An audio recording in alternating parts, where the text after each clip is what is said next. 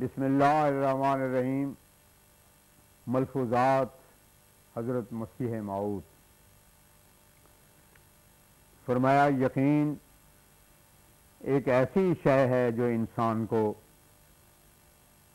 ایک قوت اور شجاعت عطا کرتا ہے۔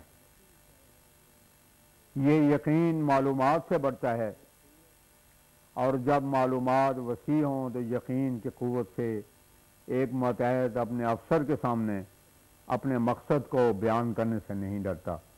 لیکن اگر معلومات کم ہوں تو یقین میں بھی ایک قسم کی کمزوری ہوگی، اور پھر خواہ وہ افسر بھی ہو تو اسے بھی دبنا پڑتا ہے۔ یہ صحیح بات ہے کہ زندگی اور طاقت تب پیدا ہوتی ہے جب پورا علم ہو۔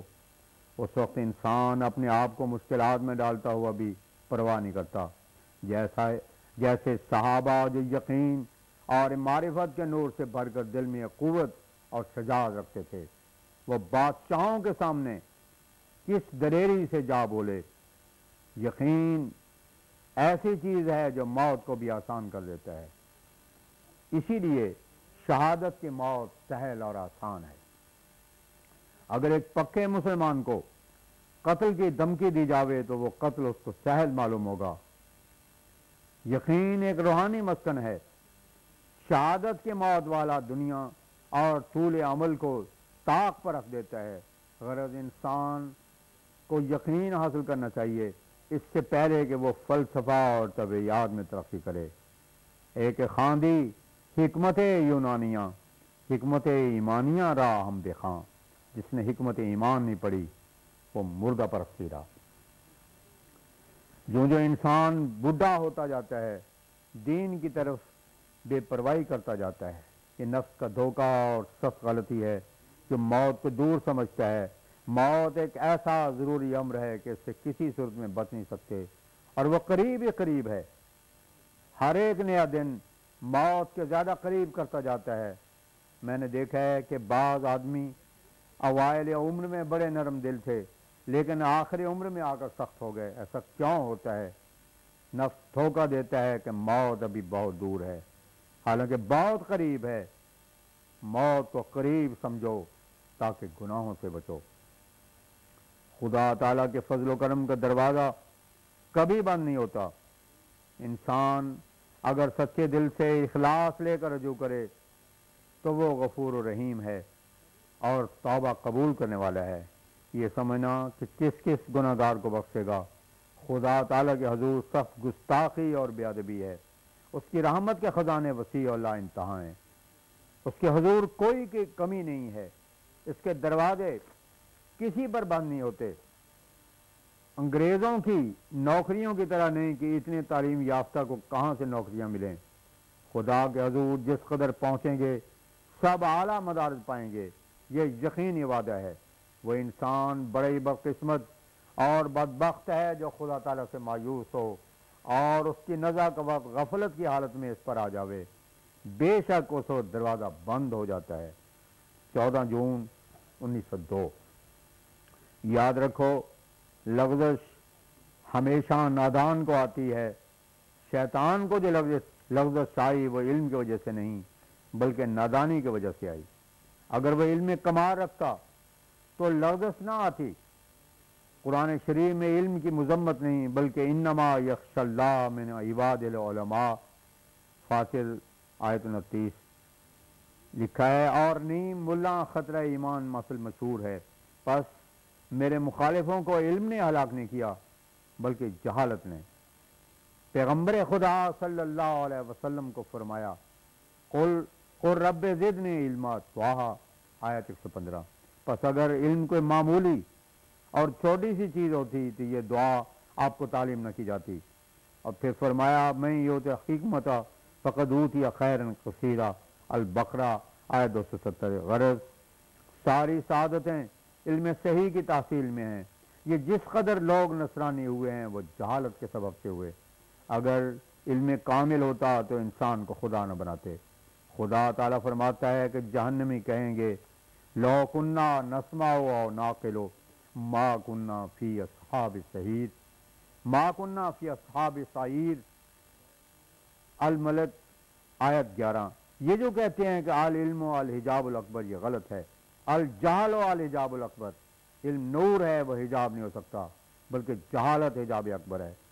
خدا کا نام علیم ہے، اور پھر قرآن میں آیا الرحمن علم القرآن، اس لیے ملائکہ نے کہا لا علم لنا الا ما علمتنا، البقرہ آیت تھی۔ مختصر یہ کہ یاد رکھو کہ ساری زہریں نادانی میں ہیں۔ جہالت سچ مچ ایک موت ہے۔ تمام اطباء اور ڈاکٹر اور دوسرے لوگ جو غلطی کھاتے ہیں وہ قصور علم کی وجہ سے کھاتے ہیں۔ انبیاء علم لے کر آتے ہیں۔ جب دنیا میں ظلمت چھا جاتی ہے اور مخلوق شیطان ہو جاتی ہے اور خدا تعالیٰ سے کوئی تعلق نہیں رہتا، اس وقت اللہ تعالیٰ اپنے بندوں کو تجدید کے لیے بھیجتا ہے۔ موت کے متعلق ایک دن حضرت مسیح موعود علیہ السلام نے فرمایا موت سے نہیں ڈرنا چاہیے، موت سے نہیں ڈرنا چاہیے مگر خدا کے غضب سے بچنا چاہیے، کیونکہ موت تو بہرحال آنے والی ہے۔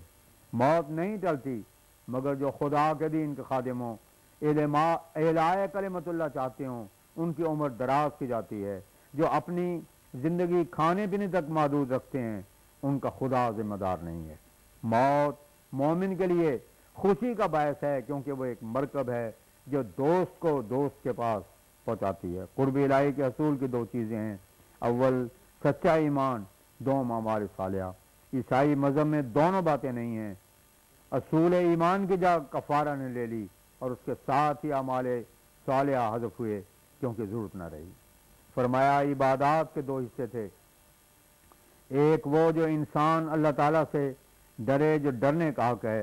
خدا تعالیٰ کا خوف انسان کو پاکیزگی کے چشمے کی طرف لے جاتا ہے اور اس کی روح گداز ہو کر الوہیت کی طرف بہتی ہے اور عبودیت کا حقیقی رنگ اس میں پیدا ہو جاتا ہے۔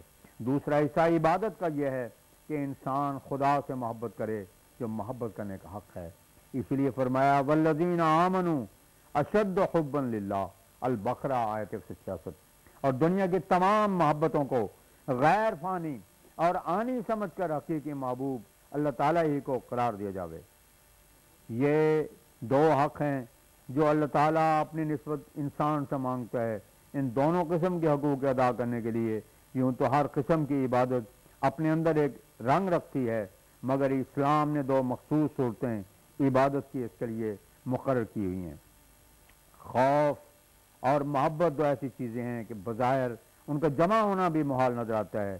ایک شخص جس سے خوف کرے اس سے محبت کیوں کر سکتا ہے، مگر اللہ تعالیٰ کا خوف اور محبت ایک الگ رنگ رکھتی ہے۔ جس قدر انسان خدا کے خوف میں ترقی کرے گا اسی قدر محبت زیادہ ہوتی جاوے گی، اور جس قدر محبت الہی میں ترقی کرے گا اسی قدر خدا تعالیٰ کا خوف غالب ہو کر بدیوں اور برائیوں سے نفرت دلا کر پاکیزگی کی طرف لے جائے گا۔